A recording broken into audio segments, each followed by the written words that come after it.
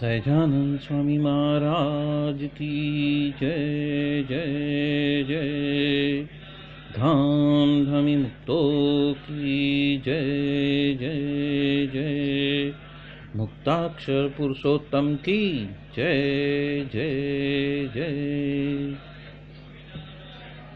जे उत्पत्ति तथा स्थिति लय करे वेदो स्तुति उच्चरे। जे नारोम सुचिद्रमाणु समा ब्रह्मांड कोटि परे। माया काल रवि शशि सुरगणो आज्ञान लोपेक्षण। एवाक्षर धाम नाधिपति श्री स्वामी नारायण। महाध्यानाभ्यासं विदतमजस्त्रं भगवत पवित्रे सम्प्राप्तं। स्थितिमतिवरेकान्तिकवृषे सदानन्दं सारं परमहरिवार्ताव्यसनिनं। गुणातीतानन्दं मुनिवरमहं नौमि सततम्। अनेकेभ्यो सद्भ्यो विमलहरिविज्ञान ददतं भुविर्ब्राह्मी विद्या हरिवचनरूपा मुदयतम् हरिध्यानासक्तं शुभगणमनाद्यक्षरमहं गुणातीतानन्दं सकलगुरुमुदे मुनिवरम्।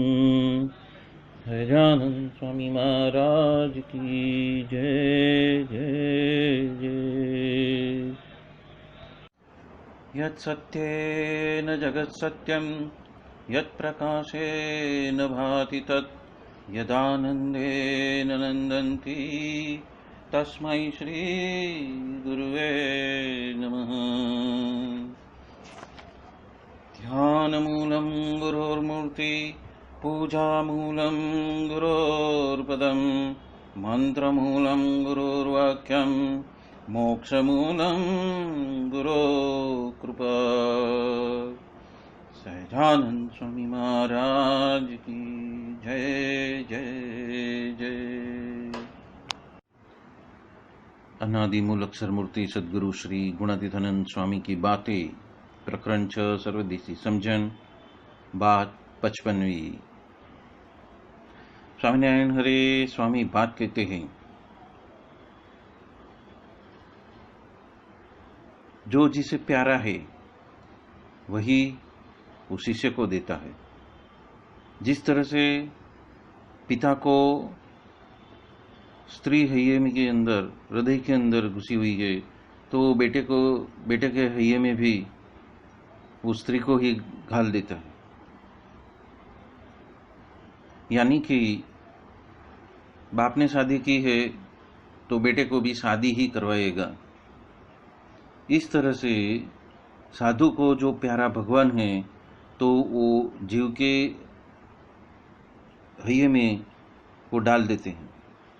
और जिस तरह से खाए बिना भूख तो जाती नहीं है और तापना किए बिना तो टाढ़ जाती नहीं है और सूर्य के बिना तो अंधकार जाता नहीं है, ठीक उसी तरह समागम किए बिना अज्ञान जाता नहीं है।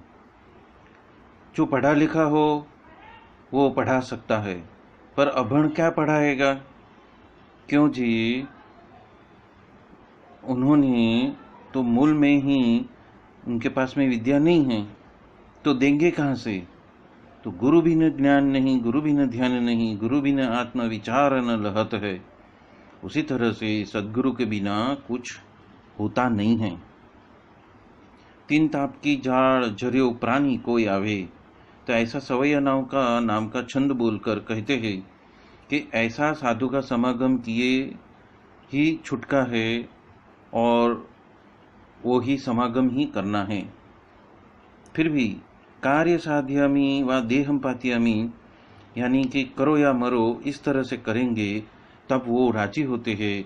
और ऐसे समागम से तो इतना फेर पड़ता है, जैसे कि कार्तिक स्वामी ने संपूर्ण पृथ्वी की प्रदक्षिणा की और गणपति जी ने पार्वती माँ की आज्ञा के वजह से गाय की प्रदक्षिणा की, तो भी वो संपूर्ण पृथ्वी की ही प्रदक्षिणा हो गई। देखो कितना फेर हो गया। और करोड़ जन्म तलक अंतर्दृष्टि करे और न होए उतना तो 1 महीने में हो जाए, ऐसा इस समागम में बल है।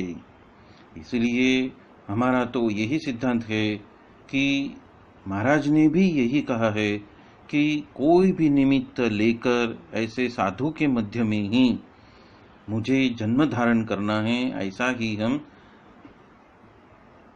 ऐसी ही इच्छा हम रखते हैं। मतलब कि महाराज को स्वयं को भी कोई भी निमित्त बनाकर ऐसे साधु के माध्यम से ही हमें इस पृथ्वी पर रहना है।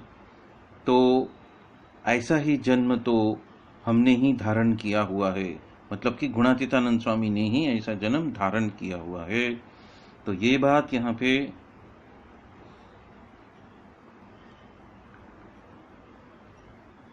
महाराज कहते हैं कि हमने तो उसी तरह से ऐसे गुणातीत संतों के माध्यम से हमने ये जन्म को धारण किया है। अब कहने का तात्पर्य है कि ऐसे संत के माध्यम से परंपरा में भी हम ही जन्म लेकर आते हैं।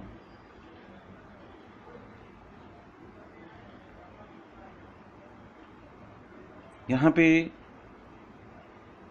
गुणातीतानंद स्वामी ने संसार चक्र की या तो व्यवहार चक्र की बात कही है कि संसार जगत के अंदर जो भी कुटुंब भावना है उसमें उस कुटुंब में पुरुष को शादी करके अपने संसार को बढ़ाना है और इसलिए वो स्त्री के साथ में शादी करता है, यानी कि उसके हृदय में ही ऐसा ही ज्ञान ठूसा गया है कि संसार को सुख से चलाना है तो एक ऐसी सुशील कन्या की या तो सुशील पत्नी की जरूरत होती है, और उसी वजह से वो अपने बेटे के हइये में भी ऐसी ही सुशील कन्या को जड़ा देता है और शादी करवा देता है, और वो यही मानता है कि ऐसे शादी करने से ही दोनों सुखी हो जाएंगे, और उनका सुख का मापदंड वही है कि सुखी कुटुंब तो सुखी संसार तो सुखी जीवन और सब कुछ हमने पार कर लिया, ऐसा वो समझते हैं। तो ऐसी उनकी समझ की मर्यादा है। इसलिए यहाँ पे कहते हैं कि यदि गुरु को जो प्यारा है वो उतना ही शिष्य को देता है, मतलब वही बातें वो अपने शिष्य को भी आगे देता है, और उसका ही महिमा होता है। जिसका महिमा होता है वही महिमा वो अपने शिष्य को बारंबार देते रहता है। और यहाँ पे एक उदाहरण देते हैं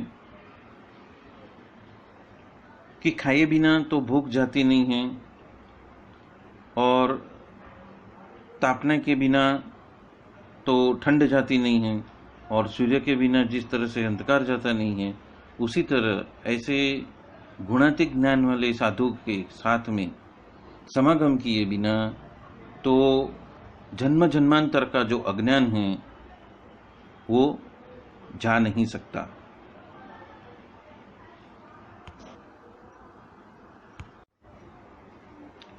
यहाँ पे एक पद गाया है ब्रह्मानंद स्वामी ने, तीन ताप की झाल जर्यो प्राणी कोई आवे, ताको शीतल करंत तुरंत दिल दाह मिटावे, कही कही सुंदर बेन रेन अज्ञान निकासे, प्रकट होत पहचान ज्ञान उर भानु प्रकाशे, वैराग्य त्याग राजत विमल भवदुख काटत जंत को, कहे ब्रह्म मुनि आ जगत में संग अनुपम संत को।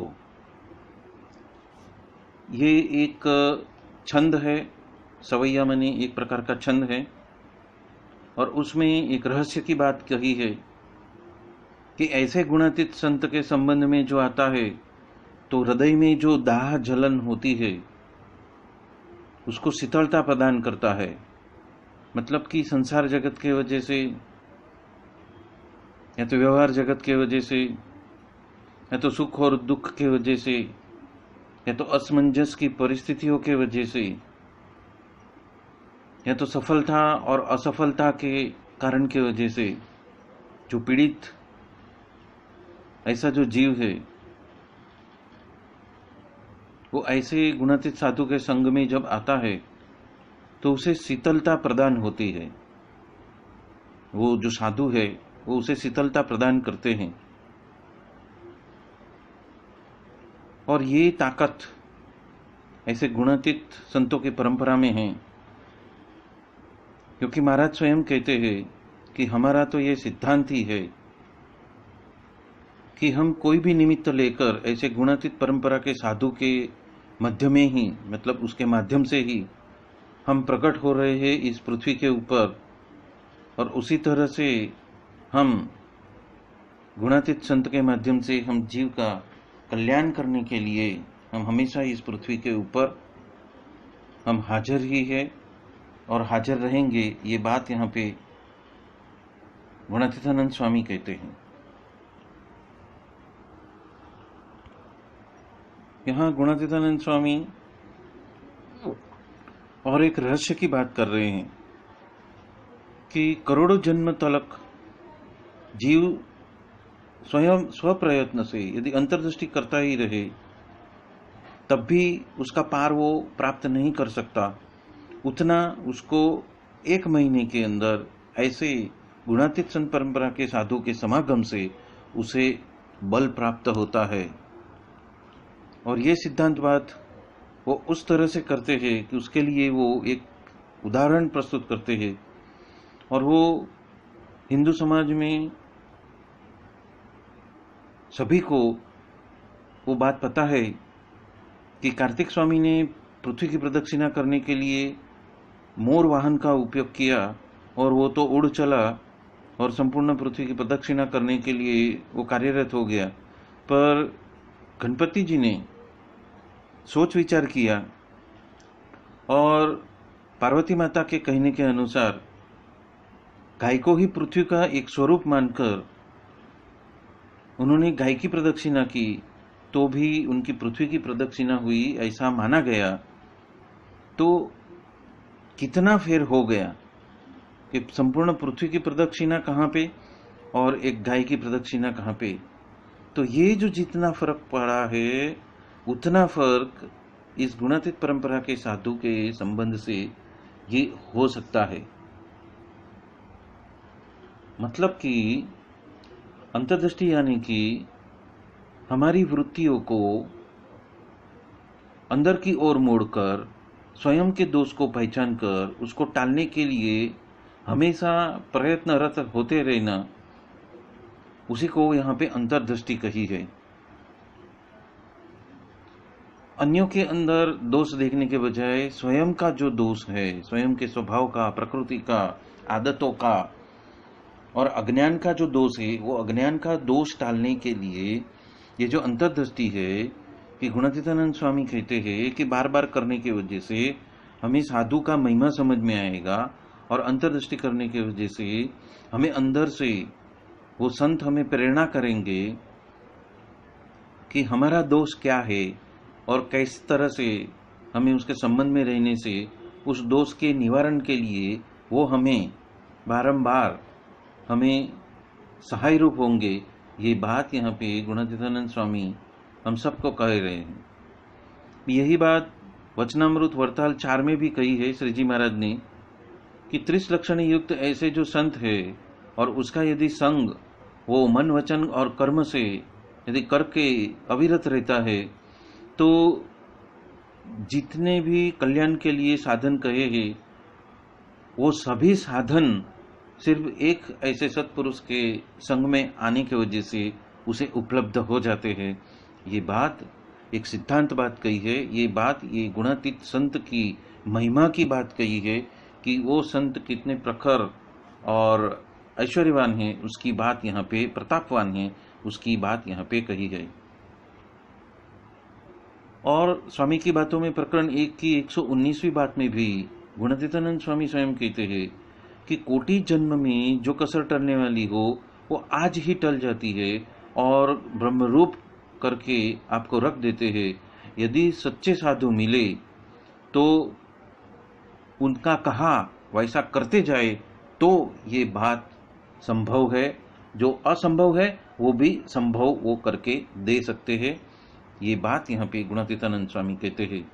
उसी तरह से प्रकरण 1 की 121वीं बात में भी कहते हैं कि कोटि कल्प में भी यदि साधना की हो तो भगवान का धाम नहीं मिल सकता है, पर सिर्फ ऐसे साधु को महिमा के साथ में उसको नतमस्तक हो जाए, हाथ जोड़े, इतने में वो भगवान का जो धाम है वो उसको प्राप्त हो सकता है। प्रकरण 2 की 45वीं बात में भी गुणातीतानंद स्वामी कहते हैं कि अन्य जगहों पर जितना काम एक कल्प में होता है उतना काम यहाँ पे एक दिन में होता है। इसलिए जिसको कसर टालनी हो उसे तो ये बरोबर से अन्य ये जो संग मिला है, ये जो संबंध मिला है उसका संपूर्ण इस्तेमाल कर देना। और अन्य जगह पे तो ऐसा जोग भी उपलब्ध नहीं है, मतलब अन्य स्थान पे मतलब इस मृत्युलोक में जो गुणातीत परंपरा आई हुई है, उस ब्रह्मांड को छोड़कर अन्य जगह पे, अन्य ब्रह्मांडों में ऐसी व्यवस्था है कि नहीं है, वो उसकी पुष्टि नहीं हो पाई है। लेकिन ऐसे संत जो आज मृत्युलोक में हमारे सामने हैं, आंखों के सामने हैं, तो वो तो बहुत बड़ी उपलब्धि है। ये बात यहाँ पे गुणातीतानंद स्वामी कहते हैं। दूसरा प्रकरण 1 की 70वीं बात में भी कहते हैं कि अनंत साधन है, वो साधन कर करके यदि वो मृत्यु को प्राप्त होते ही आया है, कितने जन्म निकाल दिए हैं, उसकी वजह से उसको योग भ्रष्ट आत्मा भी कहते हैं, पर उसकी वासना टलती नहीं है। तो योग भ्रष्ट आत्मा का मतलब ही यही होता है कि जो भगवान को प्राप्त करने के मार्ग पे तो चल पड़ा है, पर उसकी वासना जिस तरह से टलनी चाहिए उस तरह से वो टली नहीं है। और वो तो ऐसे बड़े बड़े संत अनुग्रह करते हैं तभी ही वो टल जाती है। ये बात यहाँ पे गुणातीतानंद स्वामी कहते हैं कि ऐसी गुणातीत परंपरा के संत यहाँ पे तो उपलब्ध है। प्रकरण 4 की 84वीं बात में भी गुणातीतानंद स्वामी कहते हैं कि मूल अज्ञान क्या है, कि 3 देह से अलग जो स्वयं का स्वरूप नहीं समझे और भक्ति करता रहे, वही मूल अज्ञान है। और ये बात तो करोड़ जन्म धारण करने पर भी स्वयं से समझ में नहीं आएगी, और बड़े साधु सब समझाते हैं तभी ही समझ में आती है। ये बात गुणातीतानंद स्वामी यहाँ पे जता रहे हैं।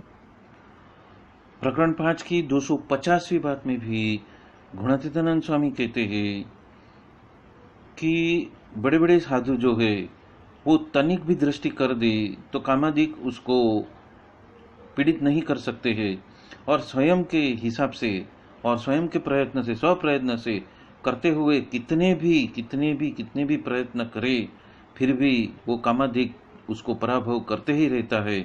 इसलिए बड़े बड़े संत का दृढ़ आश्रय कर लेना, ऐसी हिदायत हमें गुणातीतानंद स्वामी कहते हैं। यहाँ पे एक पंक्ति कही है जिसमें ये कहा है कि गुरु बिन आत्मा विचार न लहत है। मतलब कि ये सदगुरु हमारे हृदय के अंदर ऐसे विचार को प्रकट करते हैं कि जिसके वजह से जीव को स्वयं के दोष उसको समझ में आते हैं, और उसको टालने के लिए उसको जब शिष्य प्रयत्नशील होता है तो उसको संबल भी दे सकते हैं, और उसको मार्गदर्शन भी कर सकते हैं, और उसको बल भी प्रदान कर सकते हैं। ये बात यहाँ पे गुणातीतानंद स्वामी कहते हैं, और कहते हैं कि सदगुरु के बिना तो ये कुछ संभव ही नहीं है। ये बात वो ठोस स्वरूप से, मतलब मक्कमता से वो कह रहे हैं कि सदगुरु के बिना तो ये बात संभव नहीं है, अशक्य है। वो अशक्य बात को शक्य कर सकने वाले ऐसे गुणातीत संत परंपरा के जो भी साधु है उसका साथ कर लेना, वो बात यहाँ पे गुणातीतानंद स्वामी हम सबको जता रहे हैं। वचनामृत गढ़ड़ा मध्य 8 में अंतर्दृष्टि के बारे में श्री जी महाराज कहते हैं कि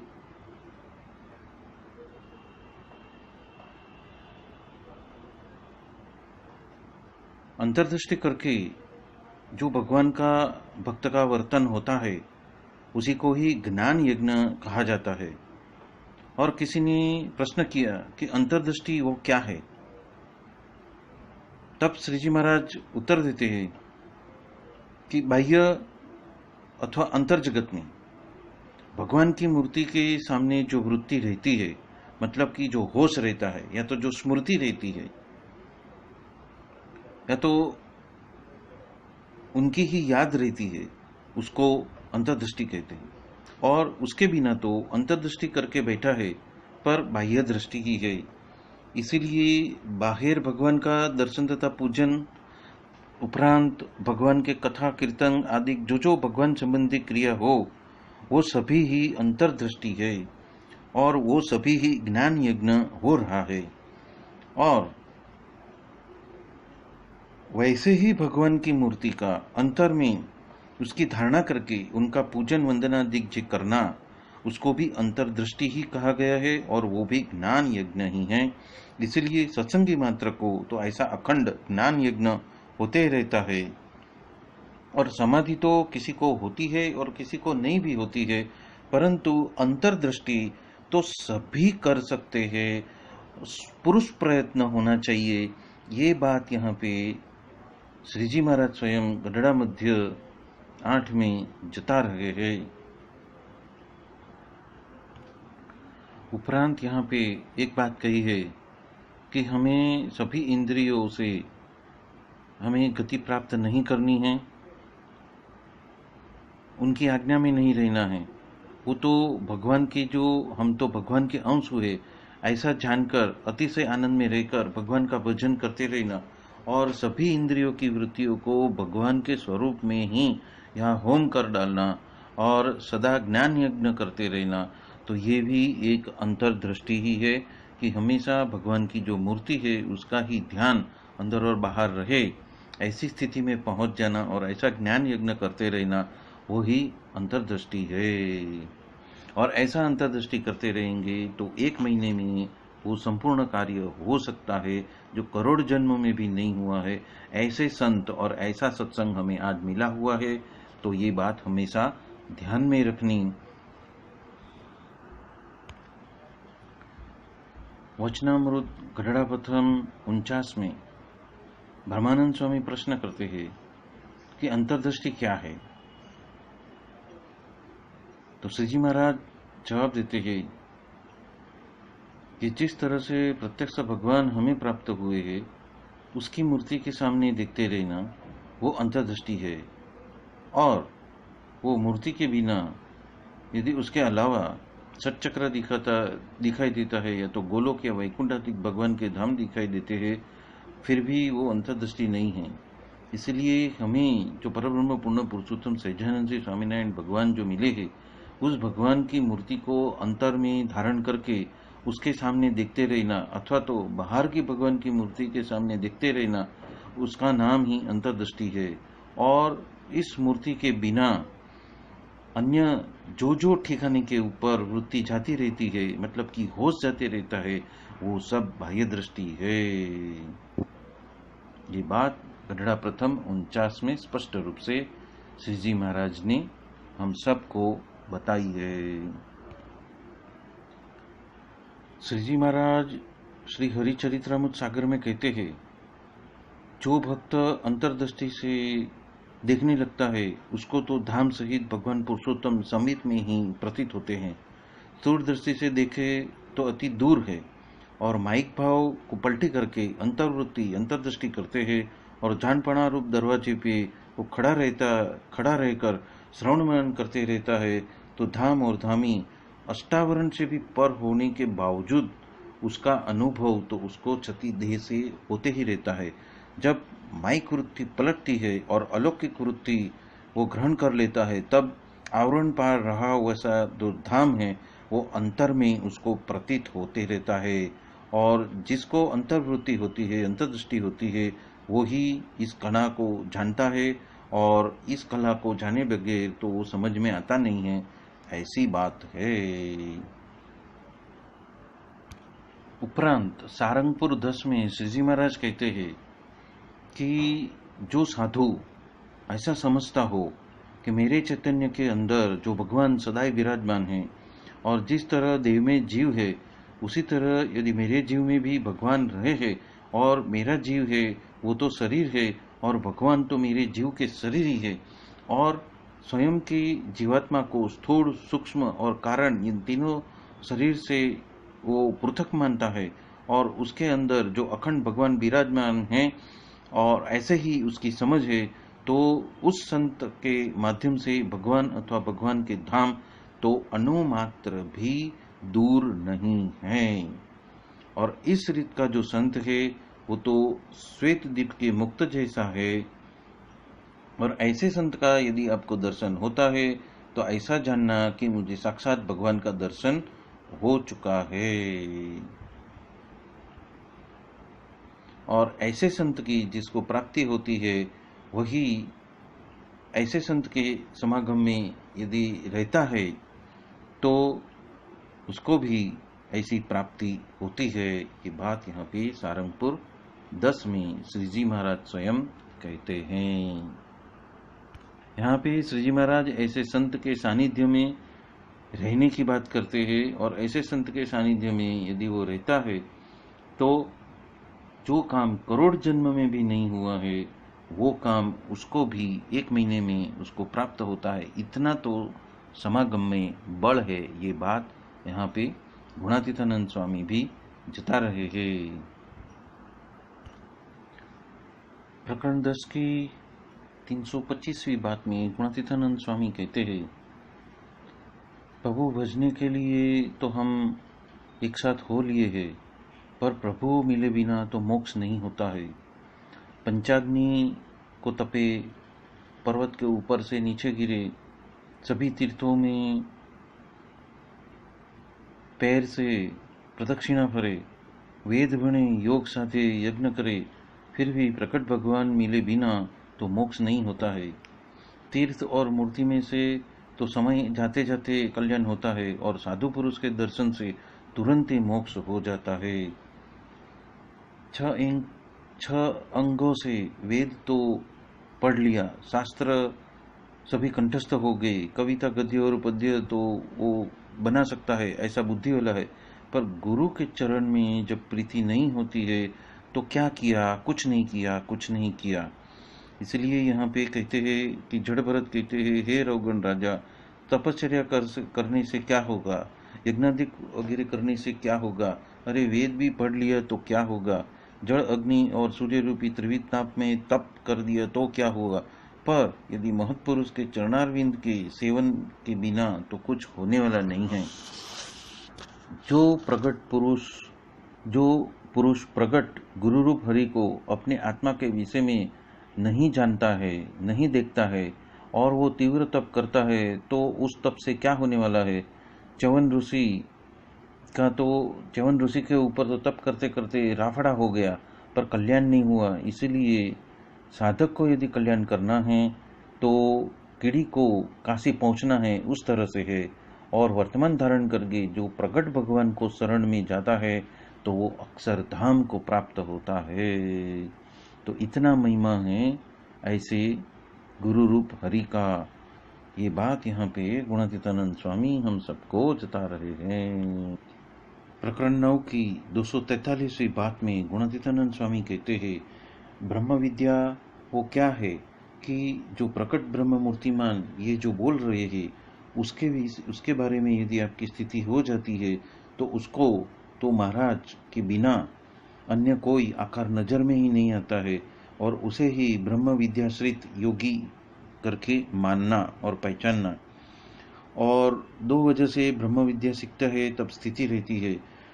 एक तो जो सात्विक का सेवन किया हो और उसका आशीर्वाद हो मिल जाता है तब स्थिति रहती है। और हरि कृपा जब होत है, सुजत अपना दोष, और अन्य तो सभी को अपने अपने जो दोष है उसकी पहचान होने लगती है, तो कृपा समझ में और अंतर में जो अभाव के बिना तो टेक रहती नहीं है। इसलिए कहते हैं कि प्रकृति पुरुष पर्यंत तो बिना वैराग्य यत्किंचित माइक पदार्थ मात्र सभी झूठा हो जाए, और भक्ति तेसु तो के प्रकट भगवान और उसके संत के विषय बहुत स्नेह हो जाता है, तभी ही उसको संपूर्ण कहा जाता है। तो ये है गुणातीतानंद स्वामी की बात, प्रकरण 9 की 243वीं बात। प्रकरण 8 की 29वीं बात में गुणातीतानंद स्वामी स्पष्ट रूप से कहते हैं कि साक्षात ब्रह्मस्वरूप संत के प्रकट सेवन, मनन और निधिध्यास से जब ये जीव स्वयं को ब्रह्मरूप मानता है तभी ही वो स्वयं साक्षात ब्रह्म भाव को प्राप्त करता है, और पुरुषोत्तम नारायण को वो वर्णीय हो जाता है। और ये सिद्धांत बात है। इसीलिए ऐसे जो प्रकट सत्पुरुष है उसके साथ में संबंध स्थापित कर देना, और गुरु बिना ज्ञान नहीं हो सकता है। ये बात यहाँ पे हम सबको जताई गई है। प्रकरण 6 की 198वीं बात। वो कहते हैं कि आप यहाँ पे आए तो दर्शन हुए और करोड़ जन्म तप करे, फिर भी ये जो बातें हैं उसका समास नहीं होएगा। इसीलिए चिंतन मनन करना, इसलिए भगवान या भगवान के जन के पास में गए बिना तो आपका छुटकारा होने वाला ही नहीं है और ज्ञान भी आने वाला नहीं है। यहाँ पे भगवान के जन माने भगवान के जो संत है उसके पास में आए बिना ज्ञान भी आने वाला नहीं है। और 100 साल तक भगवान के साथ में रहे, फिर भी यदि साधु के पास में रहे बिना तो आपको समझन आने वाली नहीं है। कोई तो महाराज के पास में आकर थोड़े समय ही व्यतीत करता है, पर तत्पश्चात महाराज उनको मुक्तानंद स्वामी के पास में जाओ या ये संत के पास में जाओ इस तरह से भेज देते थे। पर स्वामी जैसे जैसे बातें करते गए वैसे वैसे बड़े बड़े साधु का सेवन सभी को करना है और तत्पश्चात भगवान की माफक जो जिसका सेवन करना है, ऐसे साधु के जो लक्षण हैं वो आखिरी प्रकरण के 24वें वचनामृत में उन्होंने कहे हैं और वो आज्ञा करके सभी को पढ़वाया। ये बात यहाँ पे गुणातीतानंद स्वामी कह रहे हैं। तो ऐसे संत का सेवन करना है, ये बात यहाँ पे जताई गई है। इसी के साथ में ये सत्संग यहाँ संपन्न करते हैं। बोलो सहजानंद स्वामी महाराज की जय जय जय। धाम धामी मुक्तों की जय जय जय। सर्व गुणातीत स्वरूपों की जय जय जय। श्री गुरुदेव चरणार्पणमस्तु। जय स्वामी नारायण।